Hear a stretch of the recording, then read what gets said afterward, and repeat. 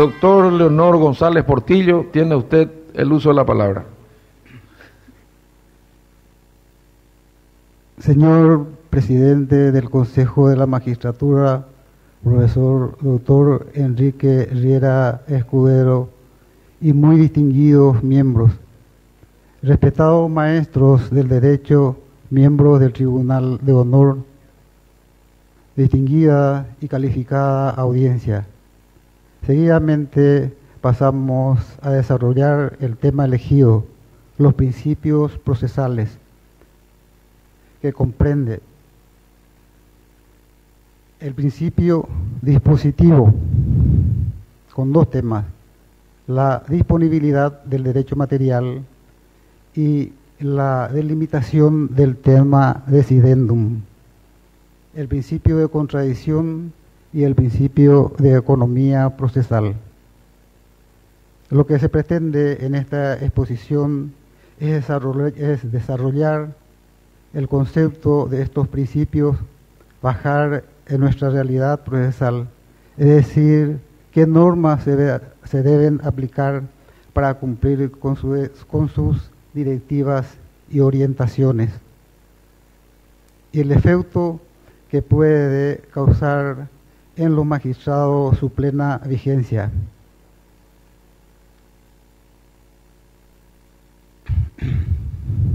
Los principios procesales son directivas u orientaciones generales en que se fundamenta cada ordenamiento jurídico procesal. Son pautas que constituyen punto de partida para la estructuración de los elementos esenciales que han de servir de base para el cumplimiento de la función jurisdiccional.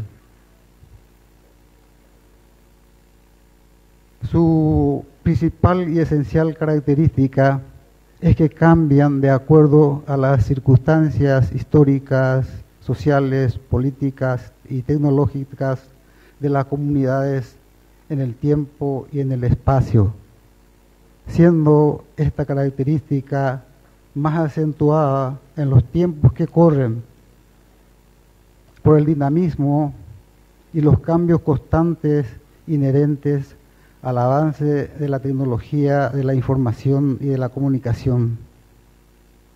Teniendo en cuenta estos rápidos avances de la tecnología, consideramos muy importante la utilización de la plataforma digital para la tramitación de los procesos y para atenuar en cierto sentido la morosidad judicial y la corrupción que aparece muy generalizada. El principio de disposición. En virtud de este principio, se confía a la actividad de las partes el estímulo de la función judicial y la aportación de los elementos imprescindibles para la decisión de mérito. En los procesos civiles se discuten esencialmente derechos privados, salvo algunas excepciones. De ahí surge el principio de la disponibilidad del derecho material. Las partes tienen la potestad de disponer libremente de su derecho material o sustantivo, salvo cuando está comprometido el orden público. Lo importante es que el juez debe conocer y aplicar estos postulados, entender que los justiciables son los verdaderos dueños en el proceso civil, que como magistrados son meros instrumentos para la solución de los conflictos sometidos a su decisión mediante el pronunciamiento de resoluciones en subsunción de los hechos a la norma que real y correctamente corresponde con idoneidad y ecuanimidad. Seguidamente desarrollamos el segundo tema del principio dispositivo, la delimitación del tema decidendum. Según este principio, corresponde exclusivamente a las partes delimitar el tema sobre el cual el juez debe entender y decidir. En consecuencia, si el juez en el pronunciamiento de su sentencia de mérito se aparta de las cuestiones debatidas en la pretensión o en la oposición del demandado, emite un pronunciamiento incongruente. Es deber del juez respetar en el pronunciamiento de sus resoluciones el principio de congruencia. No le está permitido dar a los litigantes fuera de lo pedido, porque pronunciaría una sentencia extra petita o más de lo solicitado, porque sería ultra petita su resolución. Lo que instruye este principio al juez es que debe existir una absoluta correspondencia de las alegaciones formuladas por las partes, las pruebas de estas alegaciones y las valoraciones que hace el magistrado para aplicar la norma correcta en la decisión de cada caso en concreto. Para desempeñar esta difícil y noble labor, el juez debe tener independencia de criterio, que tiene dos facetas: la idoneidad para no dejarse influenciar por criterios jurídicos erróneos o incorrectos, y firmeza de carácter para no dejarse influenciar por factores exógenos de la función jurisdiccional, sea esto personas, grupo de personas, grupo de poder de carácter social, económico, político, etc.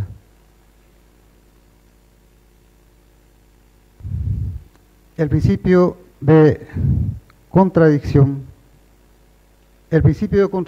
o bilateralidad emana de la norma constitucional que garantiza la inviolabilidad de la defensa en juicio de las personas y de sus derechos. Consiste esencialmente en la prohibición al juez de dictar resolución o disponer la ejecución de actos procesal sin haber oído previamente a la parte que pudiera afectar estos actos. La idea es que las partes tengan considerable oportunidad de ser oídos y de producir pruebas. Esta garantía constitucional, que también consagra nuestra Constitución Nacional expresamente en su artículo 16 y 17, exhorta que a nadie se sustraiga injustamente o de un modo arbitrario la apropiada defensa, la apropiada protección de los derechos que circunstancialmente pueda ampararle, sino a través de un proceso llevado en legal forma que se defina mediante el pronunciamiento de una sentencia legal y razonadamente sustentada. Esto implica que la prescripción constitucional impulsa, o mejor, impone al juez el deber de llevar a la práctica el debido proceso. A su vez, este principio instruye al juez que necesariamente debe ejercer y muy positivamente la idoneidad y la ecuanimidad. Es la prueba de fuego, entre otros, para el buen desempeño del magistrado en el cumplimiento de su función jurisdiccional.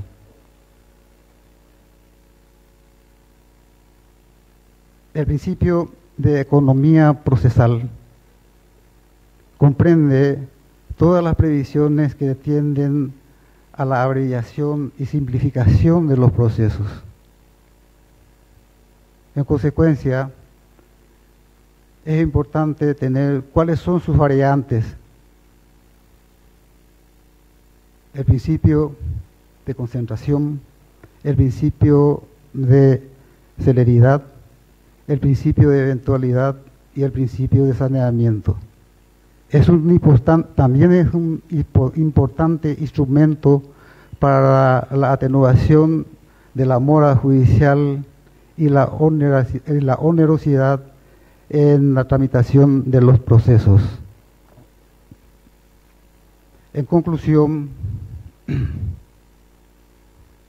si los jueces cumplen las premisas, los postulados y axiomas que enuncian los principios procesales, tendríamos a un juez en su verdadera dimensión, con las cualidades y virtudes que le son inherentes: ser honesto, ser idóneo, ser ecuánime, tener rectitud de conciencia y tener firmeza de carácter para cumplir su deber. Y si alguna vez la mayoría de los magistrados poseen estos caracteres y la ejercitan eficientemente, estaría afianzada la anhelada seguridad jurídica y el Estado de Derecho que todos merecemos vivir dentro de un gobierno en democracia. Claro está que mucho falta por hacer, pero lo importante es empezar. Comenzar es lo categórico, y en este contexto es loable la labor que está desplegando los distinguidos miembros del Consejo de la Magistratura y su presidente, porque de una buena selección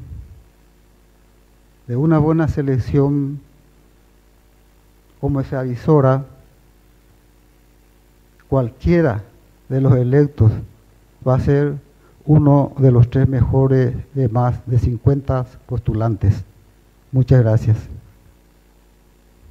Gracias a usted, doctor Leonor González Portillo. Usted no ha recibido denuncias formales por las vías institucionales, y si algún miembro del Consejo quiere dirigir alguna pregunta, el doctor Juan Ramón Buenojara lo quiere hacer. Doctor, acá se ha instalado una cuestión muy importante y me gustaría escuchar su opinión sobre 2 cosas. Una, sobre el nepotismo, que es realmente, hasta diríamos, una lacra que está persiguiendo a todas las instituciones. Y otra es, en el caso que usted sea electo ministro, usted está concursando por 5 años, ¿respetaría eso o diría, como dice un ministro actualmente, no, yo mentí y ahí está por más de 10 años? Bueno, en relación al nepotismo, ¿verdad? Actualmente existe una ley que la castiga, entonces hay que ponerlo en práctica. Evidentemente que esto es una circunstancia realmente acuciante dentro de la comunidad. Vemos por todos los lados gente que están introduciendo dentro de la función pública a una cantidad extraordinaria de gente. Evidentemente, ¿verdad?, en época como no se puede aplicar la norma en forma retroactiva, esto seguramente va a seguir hasta cierto tiempo, pero a partir de ahora debemos necesariamente sancionar con severidad estos actos de las personas que tienen la potestad de decidir el nombramiento de funcionario en esta forma. La segunda pregunta, si me pudiera recordar, por favor, señor presidente. Usted está concursando por 5 años y le estoy preguntando si usted respetaría eso o haría uso de esa doctrina que realmente no está muy claro, Sí. que usted está concursado por 5 años y respetaría el plazo si es que llega a ser ministro de Corte. Bueno, mi criterio desde el comienzo y justamente en conversación con unos de los convencionales, ¿verdad? He llegado a sostener de que los ministros de la Corte Suprema de Justicia deben ser inamovibles. Debemos confiar realmente en las personas que son designadas porque tienen la calidad que merecen para estar en ese lugar. Sin embargo, teniendo en cuenta las circunstancias especiales de nuestra idiosincrasia, considero que voy a respetar los 5 años que la gente, o la mayoría de la gente, interpretan que deben ser. Gracias, doctor Leonor González. El doctor Evero Velar, vicepresidente de este cuerpo colegiado, le quiere dirigir una pregunta. Doctor González, uno de los males endémicos que afecta hoy al funcionamiento del Poder Jurisdiccional es la mora. Si usted llegara a integrar la Corte Suprema de Justicia, ¿qué cursos de acción concretos emprendería para hacer frente a esta situación? Bueno, como había ya manifestado, ¿verdad? Uno de los factores interesantes para evitar la corrupción es la implementación de la plataforma digital, porque esto realmente aminoraría en cierto sentido la morosidad. Por otro lado, es importante cambiar algunos articulados del código, y muy especialmente considero que los magistrados deben pronunciar sus resoluciones en plazos perentorios e improrrogables. En este sentido, considero que se debe modificar el artículo 145 del Código Procesal Civil, que solamente confiere este plazo a las partes. Por otro lado, solicitaría a la población en general a ser contralor de la función jurisdiccional de sus magistrados en cada comunidad y denunciarlo con serenidad y con energía, de modo que se pueda llevar al órgano judicial correspondiente y apartarlos del órgano judicial. Además, y lo más importante creo, es que debemos pedir ayuda al Colegio de Abogados, porque es el órgano natural de contralor de la Administración de Justicia. No sé hasta qué punto los abogados están cumpliendo esta función, pero es necesario. Es necesario, por un lado,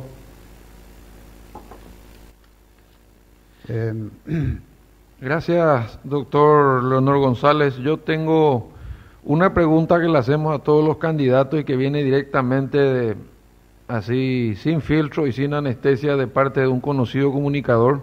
Y yo se la voy a dirigir como él la presenta y después le voy a reformular la pregunta como el Tribunal de Honor piensa que debe hacérsela. La pregunta que hace el comunicador Albert Vargas Peña es si usted está de acuerdo con la reelección por vía de enmienda o por vía de reforma. La reelección presidencial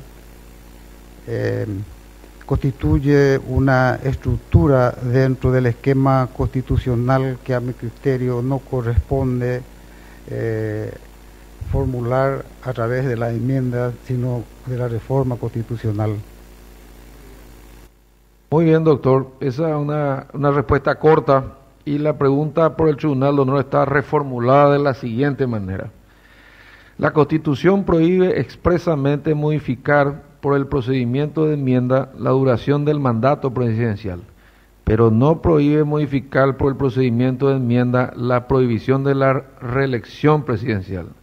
¿Es legítimo extender por vía de interpretación la prohibición que rige para la duración del mandato a la prohibición de reelección? Yo creo que las disposiciones constitucionales, como son de orden público, no permite la interpretación extensiva, de modo que necesariamente se debe cumplir que no corresponde por vía de la enmienda, sino a través de la reforma constitucional. Gracias, doctor Leonor González. Última pregunta del Tribunal de Honor. ¿Cree usted que el impulso del proceso debe estar a cargo del juez?